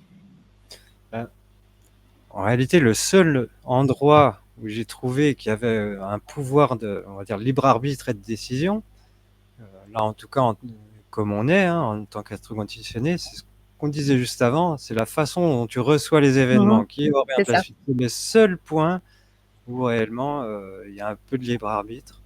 Tous les autres, que ce soit pour avoir une pensée, une intention, j'en parlerai, je ferai une émission, je pensais exprès là-dessus, c'est très très compliqué. Ouais, les pensées, est-ce qu'elles viennent de nous ou est-ce qu'elles viennent de l'extérieur, tu vois? Ça déjà, si c'est déjà... Ah bah déjà, elles viennent de l'extérieur. Mais oui, qu'elles viennent de l'extérieur. Moi, pour moi, c'est la question, c'est surtout aussi comment tu vas la capter, comment tu peux en produire et en devenir maître. Et là, tu verras que c'est beaucoup plus...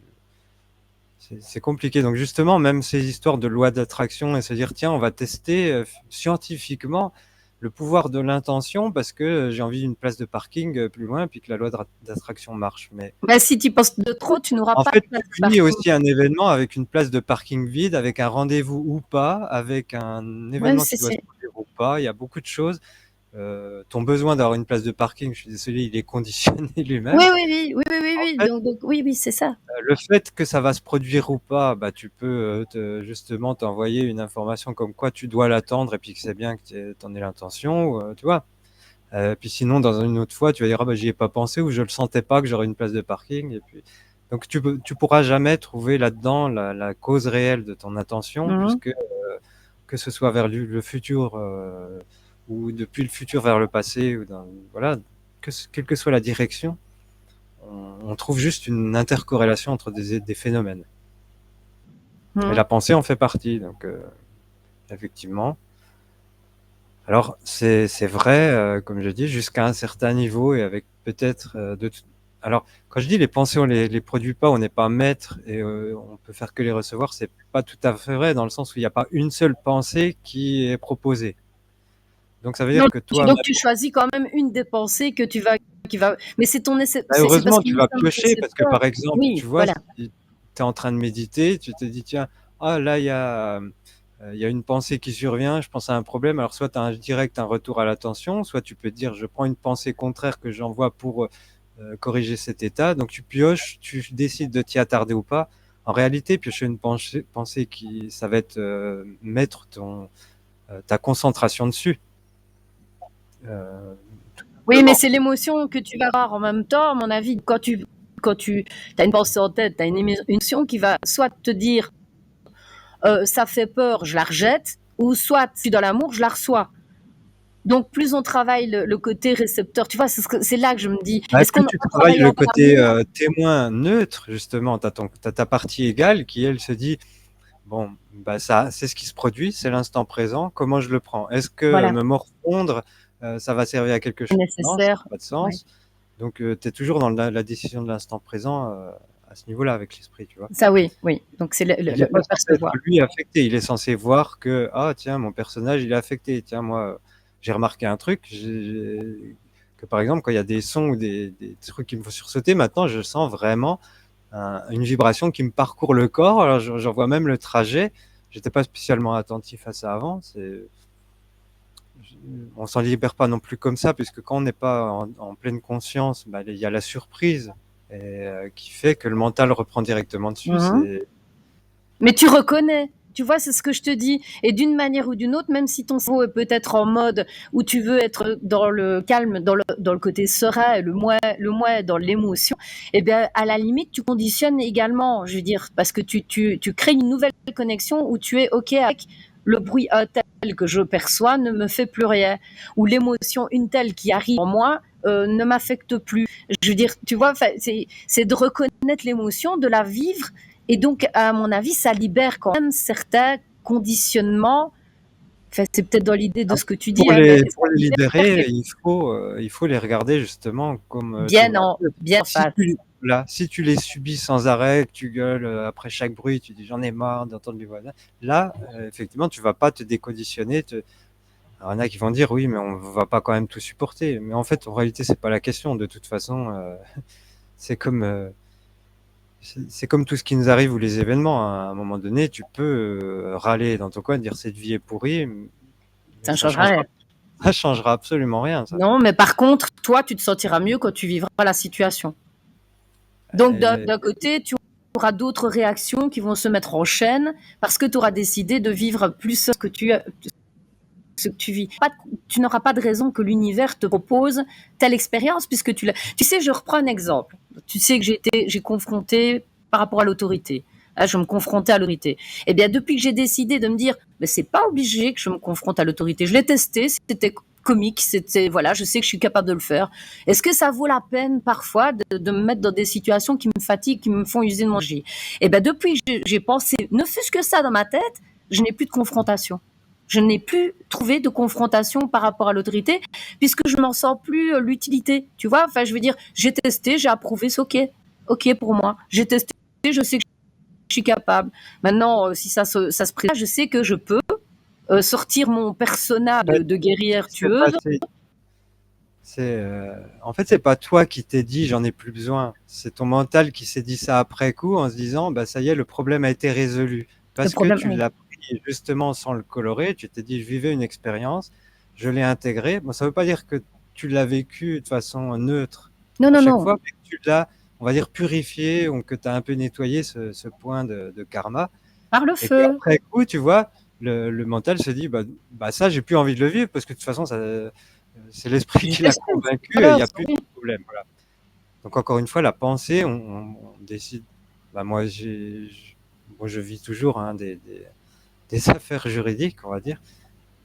Euh, mais, euh, mais voilà, c'est comme tous les événements qu'on vit dans notre vie actuelle. Il ne faut pas les prendre comme enfin, faut pas s'apitoyer et puis se dire non, non, ils sont là, ils nous apprennent quelque chose. Bon, bah, c'est comme ça, c'est pas agréable, hein. C'est une période quand même qui est pas facile, on va dire. On est bien d'accord, hein.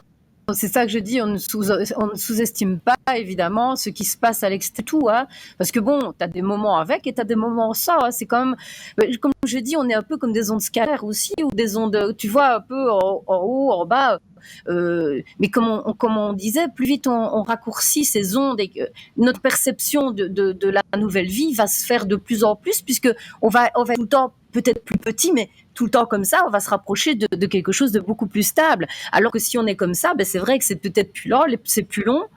Tu vois, enfin, c'est cette perception. J'ai ces images-là qui viennent en tête quand je vis les choses. Ben, je préfère raccourcir entre guillemets chaque fois les temps de souffrance. Que ça vaut la peine que je me morfonde autant de temps. Donc, ben, voilà, c'est ok. C'est une information que je reçois. Ok, ça fait mal. Ok, je suis triste. Ok, je suis en colère. Mais c'était là pendant 3 heures. Non, si tu peux être contrarié. Est-ce que tu vas le tirer toute l'après-midi ta contrariété? Voilà, j'ai raté un rendez-vous tout à l'heure. C'est vrai que ça m'a enragé. Et puis je me suis dit, mais quoi, je vais le traîner tout l'après-midi. Et puis alors quand je serai avec Évrard, je vais être de mauvaise humeur.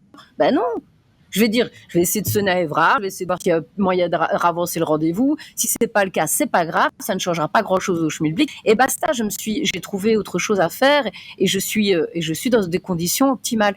Alors qu'en fait, si j'étais restée dans cette attitude, ben, j'aurais pu peut-être pendant tout un après-midi, me garder un après-midi et ne pas être open pour ton interview. Ça aurait été dommage. Ah. Non? Ouais, bah, C'est une vision des choses, ça rapproche de ce que tu dis, hein. Je veux dire, c'est la perception qu'on en a qui est importante aussi. et justement, il faut arriver. Bon, on vit beaucoup de choses, et puis il y a des déceptions où il y a ce sentiment de ne pas pouvoir agir, et qui est important aussi de vivre. On a compris aussi qu'on avait une trop grande propension à vouloir agir et changer les choses ou changer les autres. Donc il fallait aussi que nous, on subisse des freins et puis comprendre que c'était pas nécessaire, c'est pas nécessaire. Donc, voilà. on est chacun des pions de la même chose, hein. Il n'y a pas de meilleur que d'autres. Il y en a qui Mais sont. bref, quand on regarde, alors on va te dire, bah tiens, oui, bah, tu ne fous plus rien, tu n'es plus une guerrière, tu ne fais plus. Mais si, je le fais, mais d'une manière différente. C'est-à-dire que Mais je travaille sur moi pour dire que ça se voit à l'extérieur, au lieu d'aller essayer de changer des choses qui ne seront pas changeables à l'extérieur, et que moi je ne change pas, parce que j'ai beau regarder à l'extérieur, je ne me vois pas moi.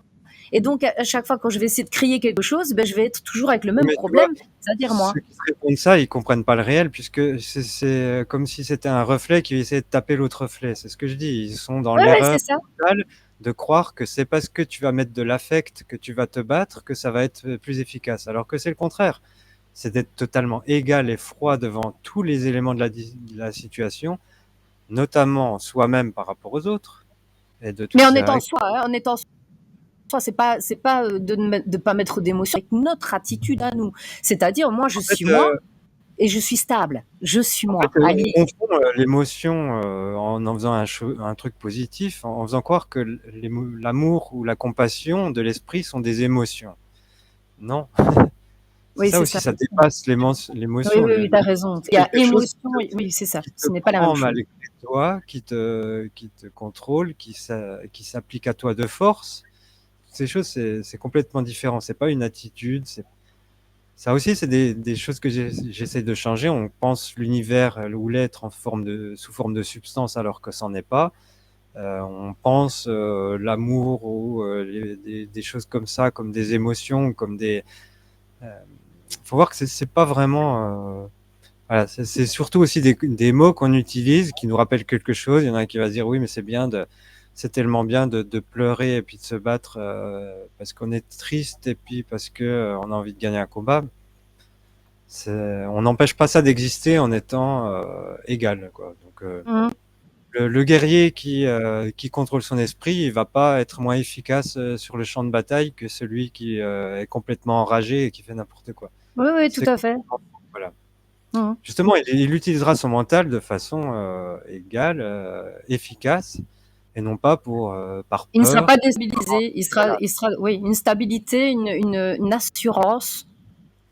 Il est ni en train d'essayer de se réfugier de quelque chose, d'avoir Mhm. peur, ou ni en train d'aller s'accaparer un plaisir qui est inutile. Donc il est dans on va dire, c'est plutôt pareil, une joie d'action ou une façon de faire les choses. Quand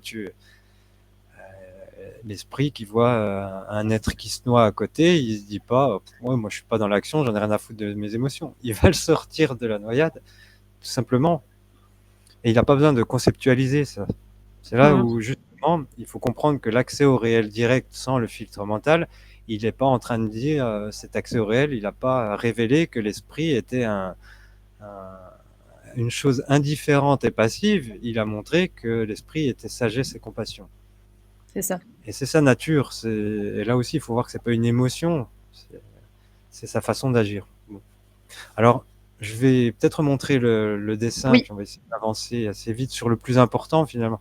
On a beaucoup parlé de métaphysique. Alors, ah oui, c'est là qu'il faut que je baisse.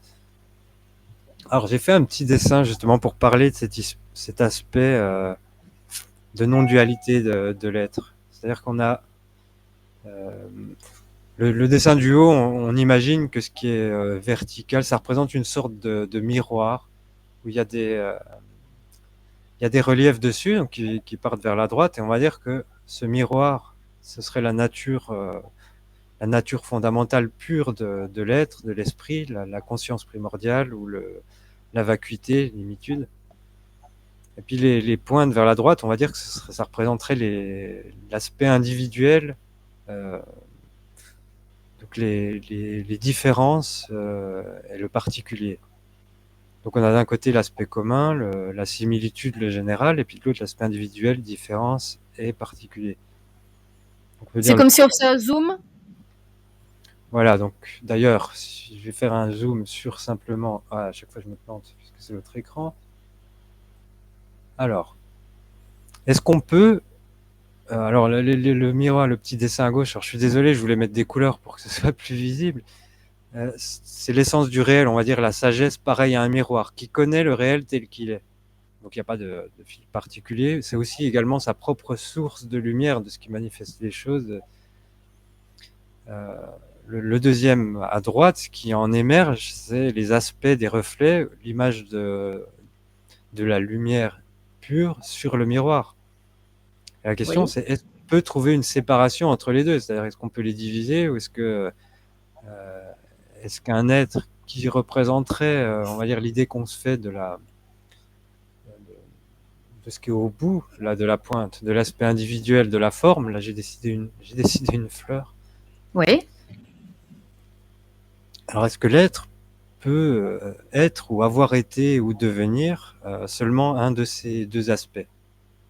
Et oui, c'est sépare. En fait, non, puisque ça, c'est des visions de l'être, de se dire, il y a la multiplicité à gauche, l'aspect commun, et puis de l'autre, l'aspect individuel particulier de l'aspect. Est-ce qu'ils peuvent fusionner? Est-ce qu'ils peuvent se changer l'un en l'autre? Ben non. Enfin, se changer l'un en l'autre, oui, dans le sens où ils sont... alors, ils peuvent pas se changer l'un en l'autre au sens où aucun des deux n'est atteint tout seul, c'est-à-dire qu'il n'y a jamais la conscience pure, primordiale, miroir, sans la manifestation. Et on va dire, même si cette manifestation, dans un sens, elle est vide, elle ne disparaît pas.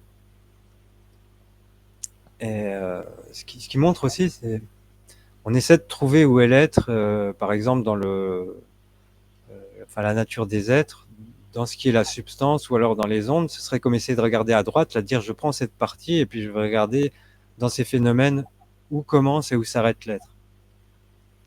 Alors qu'il n'aura jamais un aspect individuel qui n'est pas défini par rapport à son aspect multiple, et de même, il n'aura pas un aspect particulier par rapport à son aspect général. Les deux sont définis l'un à l'autre, donc il ne peut pas y avoir de fusion au sens de l'un disparaît. D'ailleurs, on peut imaginer que celui qui reste tout à droite et qui a que la vision là, de la manifestation, c'est l'être ordinaire qui est complètement perdu dans les illusions, hein, et puis celui qui serait le miroir tout à gauche, c'est celui qui serait en samadhi ou on va dire en extase dans le nirvana. Là, ce qu'on peut voir sur la partie gauche du dessin, avec toutes les pointes qui sortent à partir du miroir, on pourrait imaginer que c'est toutes les différentes formes de vie, où ça pourrait représenter des états d'esprit, ça pourrait représenter n'importe quoi, hein, des mondes, chacun à un niveau. Mhm. Et toute chose manifestée va prendre ces deux aspects. Elle aura toujours une part qui sort de la conscience pure, et puis une autre qui prend un aspect. Et c'est ça qui est important dans ce que je veux dire, c'est que l'être, il est pas, on va pas le chercher dans une partie ou dans l'autre. Il est vraiment, alors il n'est pas l'une et l'autre, parce que dans le sens où elles sont incompatibles, elles sont totalement différentes. Et pourtant, au niveau de la non-dualité, c'est vraiment la même chose. On pourrait dire que, déjà, si on dit qu'il y en a un, c'est les aspects des reflets, des reflets qui viennent de la lumière elle-même, de la nature primordiale, qui sont reflétés sur le miroir de la sagesse. Ils ne peuvent pas être distingués et différents de leur source elle-même. L'aspect que prend le reflet de la lumière dans le miroir n'est pas différent de la lumière et du miroir. Ces trois choses, en réalité, c'est la même nature. Alors, moi, j'aimerais bien quand même rebondir là-dessus. Excuse-moi, hein, comme ça, je préfère qu'on fasse plusieurs émissions, c'est pas grave, mais ça pourrait être, donc, comme on dit, ce qui existe en haut existe en bas. Tu me parles de différents mondes, mais ça pourrait être aussi la part individuelle. Donc, chaque individu, c'est une petite pointe, et le maillage que tu as là, la deuxième image que tu as plutôt sur le milieu de l'image, là, tu sais, avec la fleur, serait le collectif. Et alors, si tu regardes au microscope et que tu vas dans l'infiniment petit, tu vois l'individualité, alors que quand tu regardes avec de la hauteur, tu vois que c'est une seule et même trame.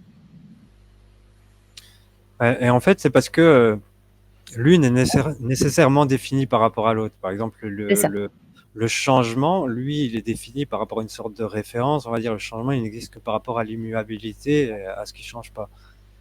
Et donc, tu pourras jamais faire que le réel existe avec une de ses parts sans l'autre. C'est ça. L'aspect de l'être qui est, lui, qui est connecté aux autres, qui a la même nature, qui vibre de la même chose, de joie avec son contact des autres êtres. Et ça va jamais se scinder Non. en une partie séparée.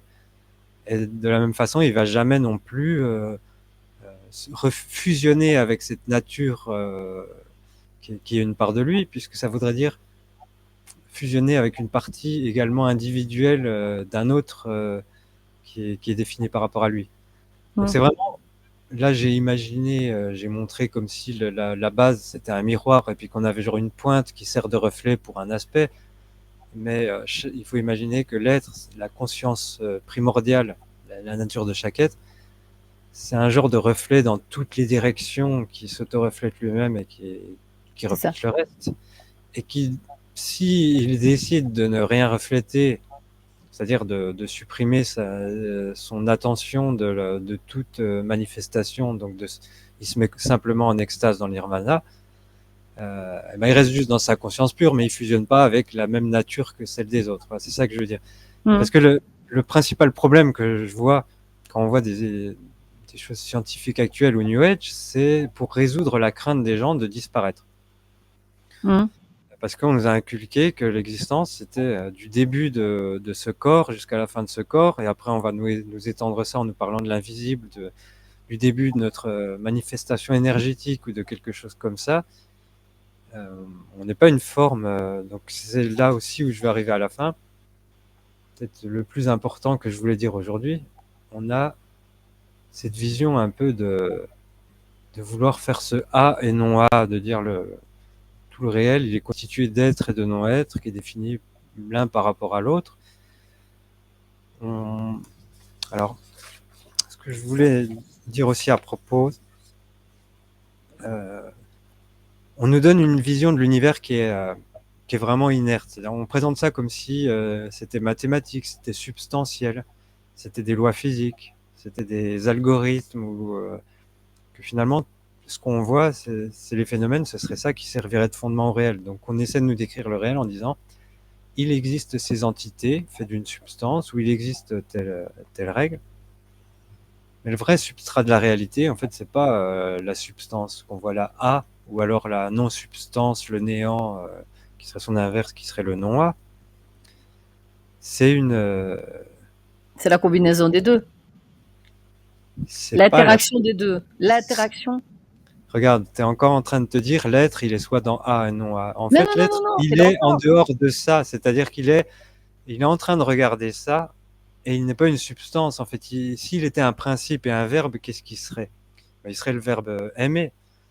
L'être ne fait pas quelque chose, l'être n'est pas quelque chose, puisque tout ce qu'on appelle quelque chose n'existe pas, qui est défini par rapport au non quelque chose. Donc c'est cette image que je voudrais montrer. L'être, c'est l'œil que tu vois en bas et qui est capable, lui, d'englober le tout qui voit, donc ce A et ce non-A, qui forment finalement une boucle infinie. Et c'est pareil, pour le A et non-A, tu peux prendre tout ce que tu veux, hein, tous les opposés, que ce soit le nirvana par rapport au samsara, l'être par rapport au non-être, ou le bien par rapport au mal, ou tout ce qui est concept mental. Des opposés, tous les concepts mentaux des opposés. Et c'est là. Et donc, j'aime beaucoup ton image, c'est vraiment très beau. Tu vois, ça s'est fait un petit peu par hasard là tout à l'heure. Je trouve ça magnifique parce que j'imagine des petites bulles, tu vois, l'œil qui produit des petites bulles en forme de cœur, qui est grossi et qui englobe tout. Donc c'est vraiment très beau, j'aime beaucoup. Tu vois, ce serait un petit peu terrifiant si on se disait, tiens, tout l'être, ce qu'on est, il repose sur du vide, ou alors il repose sur des lois mathématiques, un algorithme, et puis ça se résume à ça. Mais on est dans un rêve collectif qui repose principalement sur notre esprit et nos hallucinations individuelles et collectives qui produisent des choses. C'est la vie. Alors heureusement, c'est pas l'ignorance qui produit le substrat, et les fondements des mondes. Après, les mondes en eux-mêmes, qu'on va appeler des états d'esprit communs, ils sont effectivement dans leur séparation grandement créés par l'ignorance, l'ignorance commune. Mais on va dire que tout le substrat lui-même d'un univers ou des activités qui mènent à l'éveil, ça c'est C'est ça qui sert de substrat. C'est ça. Donc c'est pas de la matière, c'est pas du vide, c'est pas des lois physiques, c'est de l'amour, compassion, sagesse, autoconnaissante, lumineuse. C'est pas, on n'est pas dans un monde matériel, froid, physique, on est dans un monde d'esprit. Mhm. Et le monde physique est une simple fiction qui a été inventée par le mental, qui lui, lui, il raisonne pas par ce qui est, il raisonne pas par l'esprit, il est dans le A et non A. Alors j'aurais envie de comparer ça, tu sais, aux deux yeux, donc qui donnent une distance différente et qui, quand tu as la vision, les deux images des yeux en superposition, donnent un ensemble, une perspective d'ensemble, tu vois. Je veux dire, ces deux images qui sont plates et puis qui finalement, en association, elles vont donner profondeur. Et j'aurais envie de donner cette image-là aussi, c'est d'englober l'image de l'œil A et de l'œil B, mais c'est l'ensemble qui va donner encore cette troisième image qui est celle de globalité de l'ensemble des qui n'existerait pas si ce n'était qu'un seul œil qui voyait.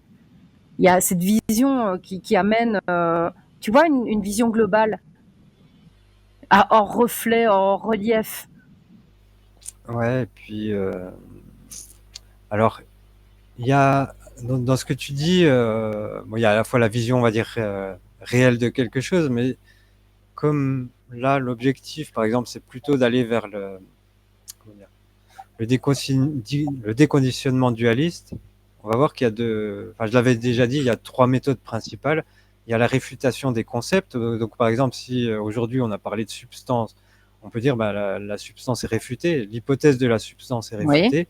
Donc, on se retrouve avec l'idée de non-substance et on va réfuter l'hypothèse de non-substance. D'ailleurs, j'ai oublié de le dire, mais quand on parle de vacuité, la vacuité est vide Oui, de vide. oui, oui. C'est-à-dire que nulle part on ne peut y trouver quelque chose, mais nulle part on ne peut y trouver du non quelque chose. Mhm. Donc la façon de le dire, je crois que On en avait parlé. oui, voilà, c'est que, en fait, nulle part on peut trouver un vide réel, une absence ou un rien, et nulle part on peut trouver une substance réelle qui est quelque Mhm. chose, qui n'est pas rien. C'est pour ça que c'est pas la peine de chercher l'être dans le rien ou dans le non-rien, puisque la substance, comme la non-substance, sont deux vues mentales alors ce qu'on voit les deux ronds, ou le A et non A, c'est parce qu'on a au départ la conscience, là, à partir de l'œil en bas, elle est différenciatrice. Euh, Puis ici, elle est dualiste, discriminatrice. Donc, elle n'arrive pas à combiner les deux versions de ces aspects.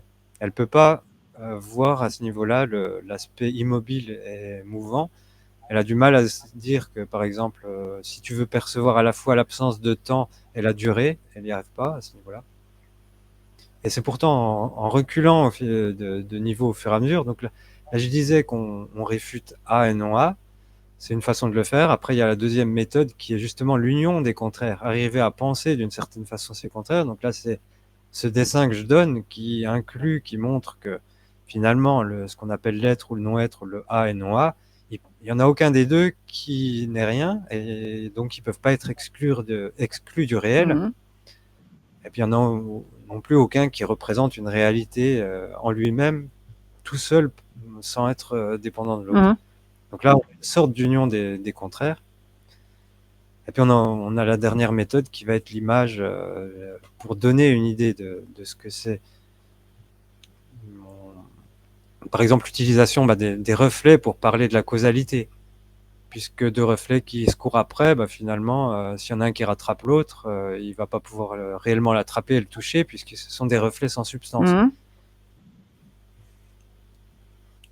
Donc voilà, on a un peu ces méthodes pour voir que il faut déjà se libérer d'une vision complètement dualiste d'un côté. Il faut pas adopter l'autre à l'opposé. Donc on va pas passer du substantialisme ou éternalisme à son opposé, qui est le nihilisme, et puis la croyance au non-être. Mhm. On essaie de dépasser ces visions conceptuelles en se disant, c'est pareil, tu vois, t'imagines, toi tu portes ton attention sur, tu fais de la méditation, tu arrêtes de porter ton attention sur ton corps, sur ton individualité, et puis tu médites sur l'absence de soi.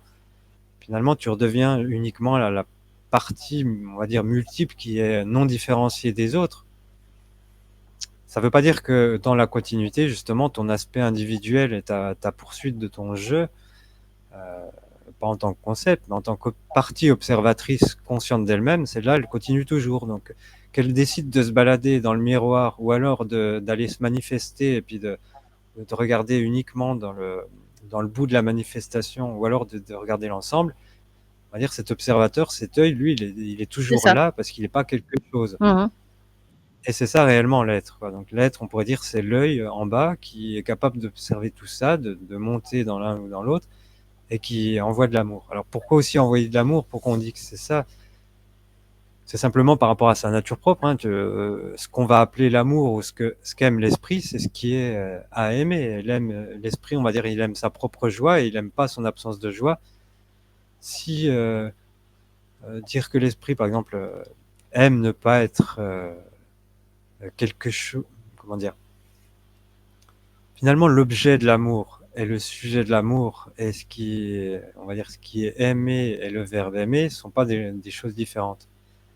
Être en joie pour l'esprit, c'est recevoir de la joie, c'est bien vibrer, c'est émettre de l'amour. Qu'il le donne ou qu'il le reçoive, il n'y a pas d'objet. Mhm. C'est un peu comme le soleil qui rayonne dans toutes les directions et qui se demande pas est-ce que je rayonne sur cette plante en particulier, est-ce que je l'aime plus. Finalement, c'est la plante qui reçoit tout ce qui décide suivant ses conditions, son karma, sa position, sa nature telle qu'elle est, qui en reçoit plus ou moins. Oui. Donc voilà, finalement, on peut dire qu'un être, c'est pas, on va pas dire je suis quelque chose ou je fais quelque chose ou je suis un assemblage de matière. On va dire je suis une certaine émanation particulière de l'amour, un aspect particulier de l'amour qui se redécouvre d'une façon. Mais constamment, je vais dire. Constamment, parce que à chaque instant, tu as un amour différent qui se manifeste. Je veux dire, on est là pour Bah, en découvrir fait, c'est ces ton activité manifestations. constante. Tu peux te dire l'activité constante de l'être, C'est l'amour. dans la, il rayonne d'une certaine façon, dans ses dimensions et dans d'autres. C'est ce que font. On peut dire aussi que c'est ce que rayonnent tous les éveillés. Quelqu'un comme les Bouddhas qui sont actuellement encore dans un corps absolu, ou on va dire plutôt dans trois corps, parce que le corps absolu, il n'a pas tellement de sens de nouveau en lui-même tout seul. Ce serait un peu parler, tu sais, que de la nature sans la manifestation, sans les Je activités. dirais de la coquille sans l'intérieur, ou tu vois, enfin, je veux dire du noyau sans la Et chair. ouais, l'idée de la coquille sans sa couleur et sans le fait que finalement, elle reste quand même une coquille qui n'est pas la même que toutes les autres. Ouais, ça. Chaque activité de compréhension ou d'amour, justement, c'est ça, c'est quelque chose qui n'est pas irréel, qui produit un réel effet en karma et qui est la manifestation des choses. Et c'est là, justement, où tu vas trouver l'explication de ce que c'est que les extases, les joies et les karmas. C'est des activités particulières d'un de ces aspects de l'amour que toi, soit tu produis en tant qu'éveillé, soit que tu rejoins, on va dire, en tant qu'un autre être. Donc on se partage les autres. On peut pas dire que, par exemple, ma compassion, c'est moi qui l'ai créée et qu'elle est à moi ou que c'est un autre qui l'a créée. Finalement, on est cette nature de compassion, de même qu'on est cette nature de joie et d'amour. Par contre, tous les aspects qu'on a en créé, ils ne nous appartiennent pas non plus, mais ils sont créés et c'est une activité. Voilà. C'est vraiment sur ces. Enfin, je voudrais amener vraiment cette idée de arrêter de penser cet univers froid, tu sais, de matière, C'est d'algorithme, ça. de machine, de substance, de loi. Même si ici on dit qu'on fait de la métaphysique, on se rend bien compte que la métaphysique, elle parle de rien. Quand Bouddha a fait beaucoup de métaphysique, c'est au final, il ne fait que réexpliquer. Je suis en train de parler d'illusions, ceci n'est pas vrai. De toute façon, il n'y a pas de Bouddha, il n'y a pas d'esprit, il n'y a rien. Mais l'esprit, c'est ceci, la conscience, c'est cela par rapport à l'esprit. C'est tout un ensemble de contradictions qui sont pourtant totalement cohérentes dans la non-dualité. Puisque c'est comme ça, tu te dis, ah, mais est-ce que A est non A? Est-ce que l'être est son corps? Alors, ben non, il n'est pas son corps. Est-ce que l'être est différent du corps? Ah ben non, l'être n'est pas différent du corps. Donc en fait, tu n'arrives jamais à établir cette C'est ça. distinction parce que c'est la qualité du Séparation. réel. Voilà, c'est la qualité de la vacuité ou de la nature du réel de ne pas avoir une caractéristique Mhm. caractérisée. Voilà. Et donc, c'est plutôt, c'est une activité d'amour et de compassion. Et puis c'est tout ce qu'ont vu les éveillés, hein, finalement. Ils ont vu que la réalité, c'est une sorte d'émanation de la sagesse. C'est ce qu'on voit réellement quand on est libéré. Mhm. On va utiliser des termes plutôt que de dire on est unique ou individuel ou multiple, on a un aspect commun. On est non unique, non multiple. À chaque fois, on a cette part. On peut dire je suis non deux avec toi. C'est-à-dire que je suis pas un avec toi, je suis pas deux avec toi. On ne pourra pas trouver de distinction si on commence à fouiller. Aucun de nous deux sera trouvable. On va se dire, par exemple, dans cet On événement existe à particulier. partir du moment qu'on est ensemble. Voilà, en ce moment, on est ensemble, Donc on est on en train de se existe. parler. On est en train, si moi, en tant que témoin, j'essaie de chercher où est Évrard, où est Anne, et ben, au final, en cherchant Anne, je trouverai rien qui n'est pas Évrard, et puis inversement, tu vois, on trouvera rien dans cette chose qui n'est pas l'ensemble de ces conditions. Voilà, dans cette situation-ci, c'est vrai que l'un ne va pas sans l'autre. Parce que Anne, qui parlerait toute seule dans son écran, ça ne servirait strictement à rien, parce qu'elle n'aurait pas l'entièreté. Et toi, dans ton écran tout seul, tu n'aurais pas l'entièreté. Il a fallu que nous soyons dans une interaction pour qu'il y ait une cohésion. Et puis c'est une relation, une interaction qui se produit avec de proche en proche avec tout le reste. Donc un électron de ma chaise et un électron de l'autre bout de l'univers font que nous deux, on est en train d'être J'aime là. bien quand Parce qu'ils contiennent le même tout, tu vois, de chaque partie contient ce tout. Et comme je ça. disais, là, il n'y a pas vraiment de libre arbitre dans ce conditionnement. Tant qu'on n'est pas un éveillé, on ne crée pas des manifestations. Voilà, je pense que c'est tout pour aujourd'hui. C'est pas Les mal. prochaines fois, on parlera des formes justement des différents corps du karma ou de l'âme, tu vois, de tout ce qu'on. Parce que là, on parle d'une nature de l'être, mais c'est pas le tout. C'est de savoir qu'est-ce qu'on va vivre aussi plus tard et comment. Oh, on a encore On va... plein de choses à se raconter et à développer. Je trouve ça hyper intéressant. Je vais rappeler à nos auditeurs, par contre, que nous sommes en partenariat avec Vivendi TV et que grâce à Reporters Citoyens, vous avez un code promo qui est RCB en majuscule. Donc n'hésitez pas à vous abonner à la chaîne. C'est une chaîne super agréable puisque c'est beaucoup dans l'abondance et dans les idées qui sont novatrices.